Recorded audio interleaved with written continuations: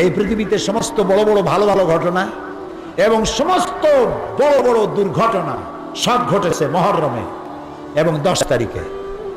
পৃথিবীর সর্বশেষ যে ঘটনাটি ঘটবে সেটার নাম কি? সেটিও মুহররম মাসের 10 তারিখে ঘটবে। তবে সন সম্পর্কে কেউ জানে না, কে ছাড়া? এই মুহররম মাসের একটি দিন আশুরা, 10ই মুহররম।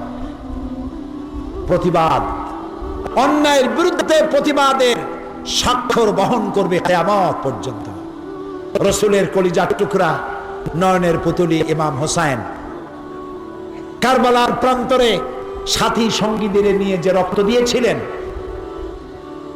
1400 বছর ধরে প্রতি বছর 10ই মুহররম তারিখে পৃথিবীর 100 কোটি মুসলমান কারবালায় যত আওলাদে রাসূলের রক্ত পড়েছে তার থেকে 1 সাগর বেশি চোখের পানি বিসর্জন করেছে মুসলমানেরা। এর থেকে নির্মম, এর থেকে মর্মান্তুদ, এর থেকে মারাত্মক কঠিন দুর্ঘটনা পৃথিবীতে আর ঘটে নাই। বিষয়টি কি ছিল? ক্ষমতা দখল? ক্ষমতা দখল? নিশ্চয়ই নয়।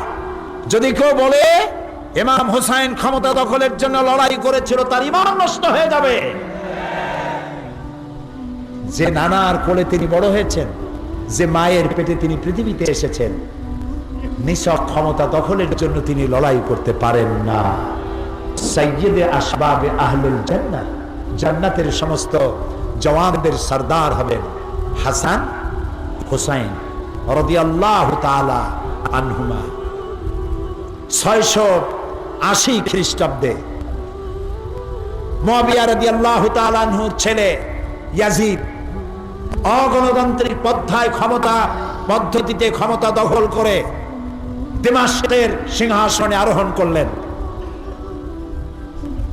সরকারি মালের কোনো অডিট হবে না, দেখাশোনার কেউ নাই, পরামর্শদাতা কেউ নাই। তার সামনে আনুগত্য করার জন্য চাপ সৃষ্টি করলেন তিনি। মদিনায় সমস্ত আহলে বায়তের উপরে চাপ সৃষ্টি করলো। নেতৃস্থানীয় লোকদেরকে বলল, আমার আনুগত্য স্বীকার করো, বাই হুক অ্যান্ড ক্রুক।